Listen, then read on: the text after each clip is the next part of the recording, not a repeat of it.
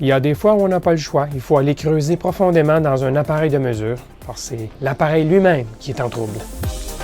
Qu'est-ce qu'on a sur cette plaquette Hewlett-Packard? Je vous donne en liste le condensateur électrolytique. Bidouilleur, salut. J'ai ici un appareil que je possède depuis quelques années, un générateur de signal radiofréquence HP8644A, qui depuis quelques semaines démontre un petit problème sur la sortie radiofréquence, donc la sortie. Essentiellement, l'amplitude n'est plus constante en fonction de la fréquence. Tout est beau jusqu'à environ 10 MHz et il y a descente de la sortie, donc diminution de la sortie assez rapidement et finalement ça se stabilise 6 ou 7 décibels plus bas que ça devrait. Jusqu'à 2000 MHz, là, sa limite 2048, je crois, sa limite maximale de fréquence. Donc, il y a un trouble. Je l'ai amené chez un individu qui fait de l'étalonnage pour voir s'il n'y avait pas moyen, possiblement, de remettre l'étalonnage dedans. Car je croyais initialement que c'était simplement un problème d'étalonnage, étant donné qu'il y a une batterie rechargeable pour garder l'état de l'appareil et que la batterie, la pile, je devrais dire, puisque c'est un seul élément, une pile au nickel-cadmium, cette pile avait depuis longtemps abandonné la vie et à chaque fois que j'allumais l'appareil, il devait se faire une réinitialisation qui prenait entre 5 et 10 minutes, mais l'appareil fonctionnait bien par la suite. Cependant, ces derniers temps, j'ai constaté que là, il y avait vraiment un problème de sortie d'amplitude. Donc je l'ai amené chez ce technicien en étalonnage pour me faire confirmer que l'appareil semble correct au niveau de l'étalonnage, mais qu'effectivement, en sortie, il y a un trouble. Donc, l'amplitude n'est pas constante. Donc, il ne pouvait rien y faire, essentiellement. Ça confirmait ce que je croyais, c'est qu'il y avait peut-être un problème aussi. C'était possible. Maintenant, où se trouve le problème? Ça, c'est la question. L'appareil ne rapporte aucun trouble. Lorsqu'on lui fait des tests de diagnostic automatisés, il ne rapporte aucun trouble. Donc, il faut forcément que ça soit directement à la sortie, passer l'étage ALC, Automatic Level Control, à un endroit donc où il y a l'atténuateur. Et où il y a l'atténuateur, mais il n'y a plus rien qui est mesuré par l'appareil à l'interne pour vérifier que tout fonctionne bien. Donc l'appareil est absolument aveugle du trouble parce que c'est plus loin que son dernier point de mesure, de contrôle si vous voulez. Donc il faut que ça soit dans l'atténuateur de sortie, qui est le dernier étage. Alors je vais entreprendre d'ouvrir l'appareil tout simplement. Je vais sortir l'étage d'atténuation. Et je vais faire quelques mesures aussi sur l'entrée de l'étage d'atténuation, donc la sortie de l'étage précédent, pour vérifier qu'à cet endroit, l'amplitude est bien constante en fonction de la fréquence et que c'est bien l'étage d'atténuation qui est en trouble. Alors, on pourra à ce moment-là travailler plus précisément sur l'étage d'atténuation. Maintenant, il y a un petit défi additionnel avec cet appareil, c'est que le document, donc le manuel de service, qu'on appelle le Service Manual, donc le document en PDF, qui est censé décrire le circuit au complet et les étapes de réparation, eh bien, ne contient pas de schéma électrique détaillé. Cet appareil a été conçu dans les années fin 80, dans les années 90. On va voir à l'intérieur par les pièces, là, les années des pièces, mais donc, essentiellement, HP, dans ces années-là, commençait à diminuer le contenu de leur manuel de service. Donc, il y a des schémas blocs qui nous montrent les différents blocs de fonctionnement, mais il y a même aussi une distribution des alimentations, mais il n'y a pas de schéma électrique détaillé de chaque tiroir à l'intérieur de chaque étage. Donc, il va falloir user d'un peu d'analyse pour essayer de voir qu'est-ce qui ne va pas. Alors, je fais l'ouverture, donc je démonte le couvercle. Je vous épargne de cette étape. Il y en a pour environ 10 minutes. Je ne peux pas dire que c'est très bien construit d'un point de vue mécanique là, pour l'assemblage. Il y a pas mal de travail. Et je vous reviens là-dessus. Bon, alors, 21 vis plus tard, le couvercle supérieur est retiré. Le module de sortie, c'est le module A15. Il est situé ici, sous un autre couvercle. Vous voyez comment que tout est protégé, refermé pour s'assurer qu'il n'y a pas d'échange entre les différents étages, les différents modules, donc limiter les transferts radiofréquences parce que, comme je vous ai mentionné, c'est un appareil de quand même très haute précision, de très bas bruit et de très haute stabilité. Donc, c'est très important de s'assurer que les étages sont tous isolés les uns des autres. Et ce qui est le cas ici, chaque étage est dans un boîtier qui contrôle les émissions radiofréquences. Et donc, notre module de sortie est sous ce panneau. En arrière, c'est le bloc d'alimentation et le contrôle, évidemment. Donc, je retire le panneau additionnel ici. Et bon, on va mettre en lumière, en évidence, le module A15. Bon, alors voici le module A15. On s'aperçoit tout de suite qu'il contient deux atténuateurs, deux étages d'atténuateurs, donc deux boîtes HP. Des boîtes qui sont disponibles, je le crois, en tout cas sur le marché de l'usager, donc d'occasion.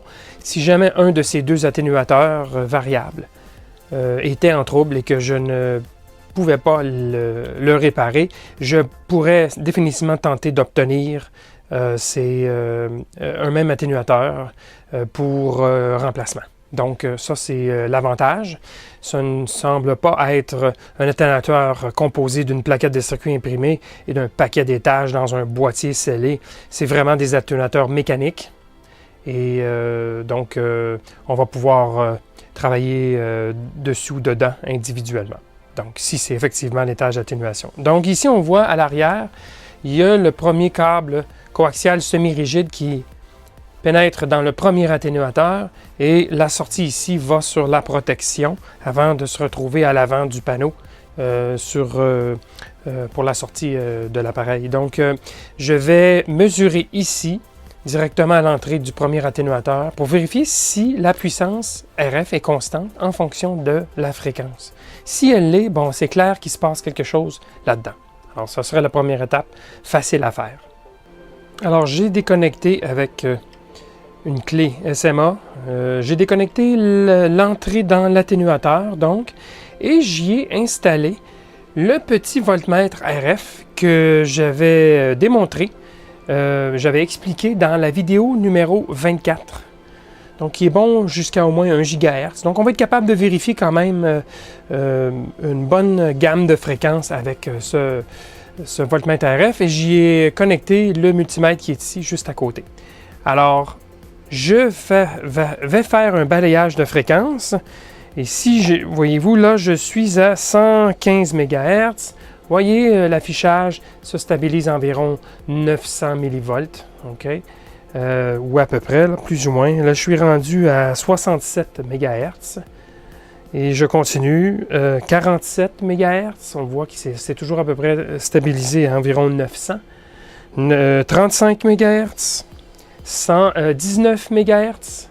Et ainsi de suite. Donc, on voit qu'il n'y a pas de variation du fameux 6 décibels que j'ai constaté là, à la sortie de l'appareil de l'instrument. Donc, tout semble stable à cet étage. On peut noter par contre, juste pour fin d'analyse de l'appareil, que à 135 MHz, et je le fais à l'instant, voilà. Je ne sais pas si vous avez entendu l'atténuateur changer, mais vous voyez ici qu'on est passé à environ la moitié, ou peut-être un peu moins que la moitié de l'amplitude. Donc, si je retourne à 134 MHz, vous pouvez écouter, vous allez probablement l'entendre.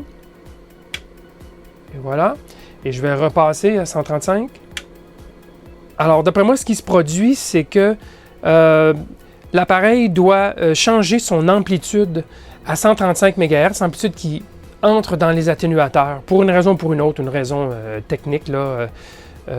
Alors, l'atténuateur doit probablement atténuer moins à partir de 135, et c'est ce qu'on entend, le déclic, pour, évidemment, qu'à la sortie de l'instrument, sur le panneau avant, que l'amplitude soit constante. Donc, il y a compensation de l'atténuateur, tout simplement. Et c'est ce qu'on entend. Donc, on tombe dans une gamme beaucoup plus faible, donc dans les 480-490.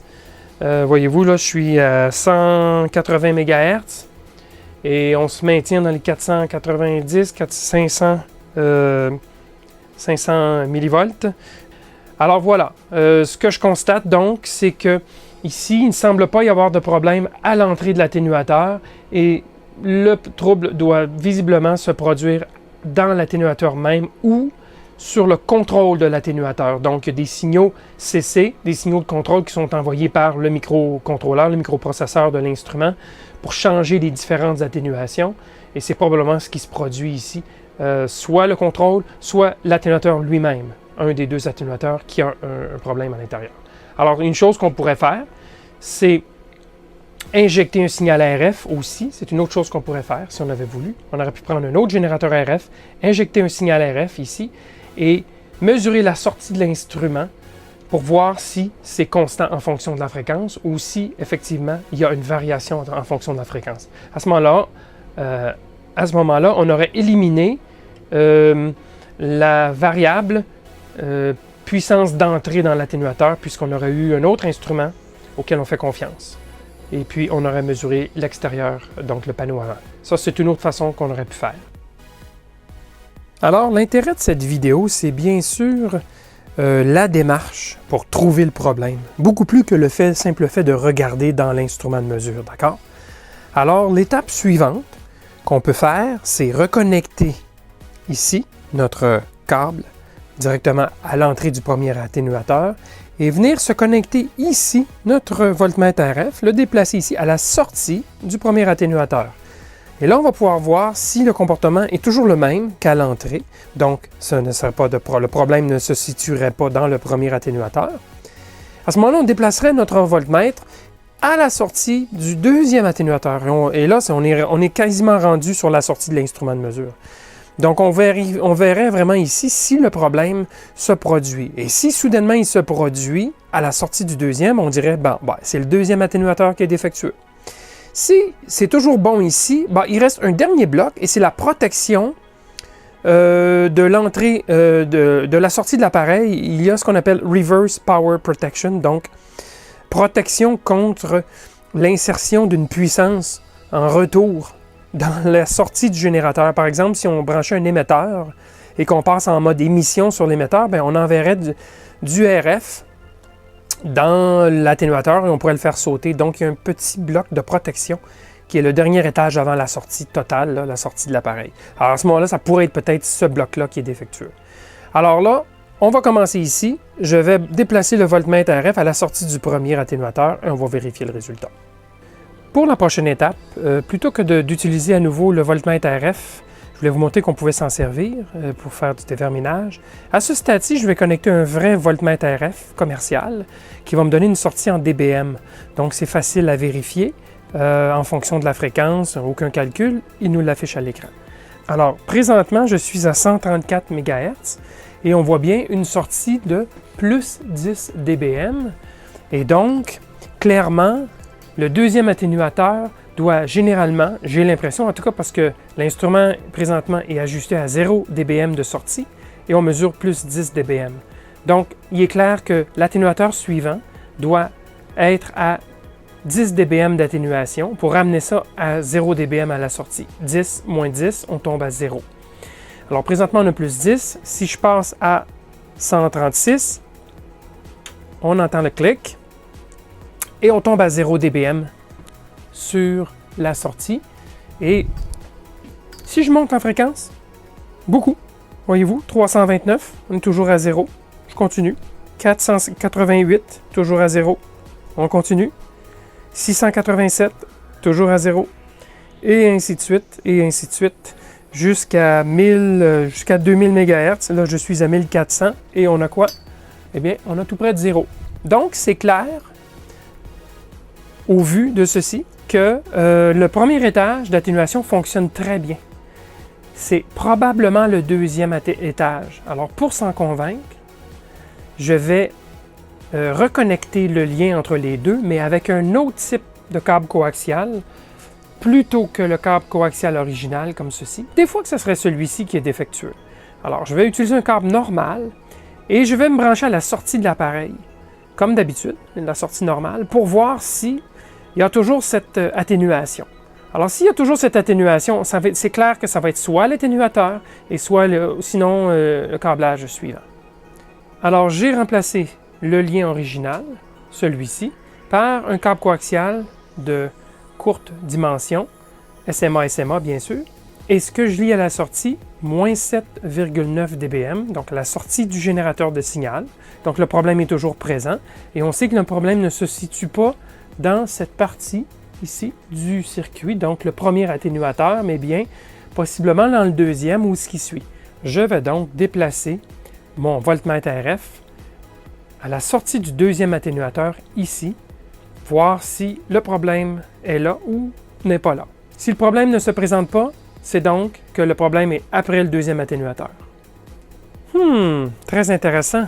J'ai donc déplacé mon voltmètre RF à la sortie du deuxième atténuateur et qu'est-ce que je vois? 0 dBm, la bonne amplitude. Donc, et j'en suis quand même assez heureux, il semble bien que le problème se situe pas dans les atténuateurs, mais dans l'étage suivant qui reste entre, évidemment, l'atténuateur et la sortie, le connecteur, c'est soit les câbles, soit le module de protection de puissance pour protéger la sortie du générateur. Donc, à ce stade-ci, je crois qu'on va être obligé de retirer la carte du châssis et de faire une analyse visuelle plus poussée pour voir des fois qu'on pourrait voir quelque chose. Alors, on a éliminé les atténuateurs de l'équation et ça, j'en suis très content, car commencer à ouvrir des atténuateurs, c'est moins drôle. C'est de la plomberie et des éléments de haute précision. Bon, alors j'ai retiré le tiroir A15. Donc, c'est le tiroir d'atténuation et de protection contre les retours de radiofréquences injectés par erreur dans la sortie du générateur. Alors, on a, ça c'est la vue du haut que vous voyez lorsque je vous montrais sur les vidéos précédentes. L'entrée est ici, donc sur l'atténuateur, premier atténuateur. Lien entre les deux, deuxième atténuateur pour aller chercher les 120 ou 130 ou 140 décibels d'atténuation possible entre le signal le plus fort et le signal le plus faible qui est spécifié sur la sortie. Et ensuite, on a un câble de lien jusqu'au module de protection. C'est ce module ici qui est suspect et je vais vous dire ce que j'ai fait. Alors, de plus près, le module de protection, qu'on appelle Reverse Power Protection, qui est alimenté avec plus 15 et moins 15 volts CC. J'ai vérifié lorsque le tiroir était dans le générateur et les alimentations sont présentes. Donc ça, il n'y a pas de problème là-dessus. Alors, ce que j'ai fait aussi, je me suis fabriqué un petit bout de câble. Donc, exactement du même type que celui qui est utilisé. Alors, c'est SMA à un bout et nu à l'autre. Donc, dégainé, dégagé. C'est du semi-rigide de plus petit format, d'accord?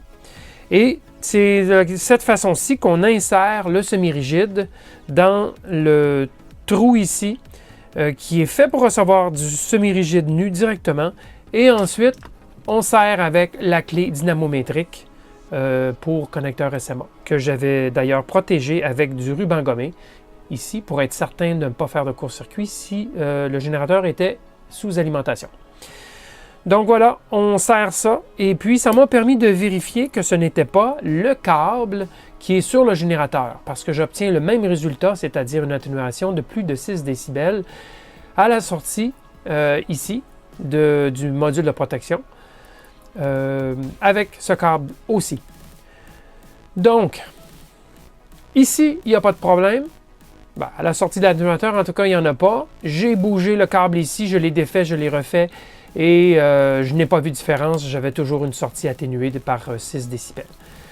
Donc, avec tout ce que je viens de vous dire, je viens à la conclusion qu'il y a un trouble avec le module de protection.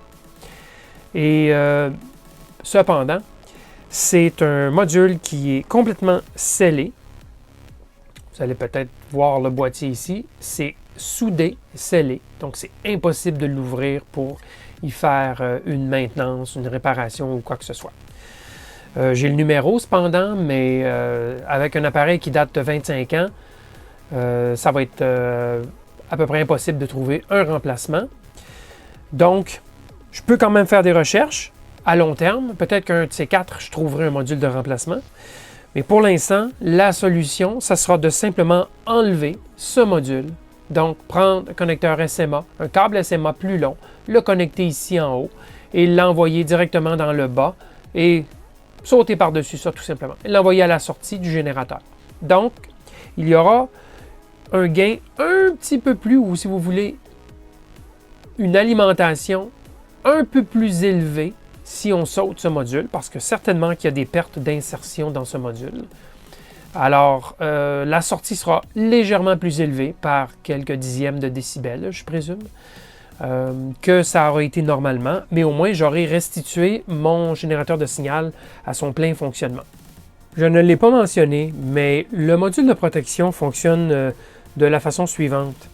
Si jamais il y avait beaucoup d'énergie radiofréquence qui revenait par le connecteur de sortie du générateur de signal et qui revenait dans le circuit, le module va détecter cette énergie RF qui n'est pas censée de revenir à une intensité suffisante, évidemment. Si l'intensité de l'énergie qui revient n'est pas suffisante, il ne la détectera pas. Mais si l'énergie est suffisante, par exemple un émetteur, le module va simplement couper physiquement la connexion pour ne pas que cette énergie-là retourne dans le circuit et vienne endommager les autres parties du circuit. Et il y a normalement, on doit éteindre l'appareil pour remettre la protection à zéro et donc permettre à nouveau au signal radiofréquence de sortir. Donc c'est à ça que sert le module, à protéger le générateur de signal et dans le cas présent, l'atténuateur ici. Parce que c'est l'étage suivant qui serait exposé, donc il y a des résistances de précision à l'intérieur qui pourraient être endommagées. Alors le fait de retirer le module de protection, on expose un peu, si vous voulez, l'atténuateur ici à une énergie qui serait trop grande, mais donc il s'agit juste d'être conscient du risque que comporte le fait de ne pas avoir cette protection. Remarquez que dans bien des générateurs RF, ce module, il n'y en a pas et donc l'appareil est exposé. Autrement, dans certains autres modèles, c'est une option, ce module. Donc dans ce cas-ci, ce n'est pas une option, il venait équipé avec le générateur de signal de façon automatique dès qu'on le commandait. Et d'un point de vue plus macroscopique, eh bien, on voit que c'est un mélange de technologies de montage de surface et broche à travers les plaquettes. Donc, vous pouvez voir ici facilement la construction hybride. Par exemple ici, une puce traditionnelle à broche à travers la plaquette et juste à côté, toute une série de pièces montées en surface de première génération, donc du SOIC. Alors, c'est pas plus compliqué que ça. Il y a un générateur régulateur de tension, ici, pour le moins 15 ou le plus 15, je ne sais trop. Étant donné que je n'ai pas le schéma, c'est difficile de faire l'analyse du circuit. Les deux boîtes atténuateurs pourraient être remplacées potentiellement s'il y avait eu un problème ou pour être réparés, il y a moyen d'ouvrir et regarder à l'intérieur. Mais on a constaté qu'ils étaient corrects pour l'appareil. Donc, le problème, c'est vraiment le Reverse Power Protection Module, donc le module de protection de puissance inverse. Alors, voilà. Alors, j'ai trouvé c'était quoi le problème, mais je n'ai pas résolu le problème. Ça c'est quelque chose qui arrive souvent lorsqu'on fait des réparations, surtout dans les appareils un peu plus sophistiqués. Ce ne sont pas tous les composants qui sont faciles à réparer, faciles à obtenir. Donc, au moins, j'ai une solution temporaire jusqu'à ce que je mette la main sur un autre module de protection. C'est simplement de sauter par-dessus et d'amener ça, amener la sortie au connecteur et voilà, l'appareil va être utilisable à nouveau. Mais j'aurais bien aimé pouvoir résoudre le problème et vous montrer le résultat à la fin. Mais il y a quand même une certaine valeur dans cette vidéo, même si j'ai songé à finalement ne pas la publier puisque je n'ai pas réussi à 100%. Il y a la valeur des étapes pour trouver le problème, donc la logique de pensée pour diviser le trouble, avancer et finalement trouver le résultat à la fin, trouver le trouble. Donc, certains auraient pu dire oh, vous auriez dû commencer par la sortie et remonter le chemin plus tôt. Il y a deux écoles de pensée. Cette fois-ci, donc, le trouble était plus près de la sortie, mais il aurait pu très bien être plus près de l'entrée de la plaque A15. Donc, d'une façon ou d'une autre, on fait les essais et on finit par trouver le problème. Donc, toujours évidemment vérifier les alimentations, ça, on ne s'en sort pas. Ce que j'ai fait aussi sur la plaquette, j'ai bien vérifié que le plus 15 et moins 15 volts étaient présents. Donc voilà, je suis semi-satisfait de ma réparation, mais je n'abandonnerai pas d'essayer de trouver le module en question sur eBay ou ailleurs. Puisque j'ai son numéro, ben, je vais en profiter pour faire des recherches avec le temps et peut-être qu'éventuellement j'en trouverai un. En voyant, j'espère que vous avez apprécié cette vidéo. Je vous dis donc à la prochaine!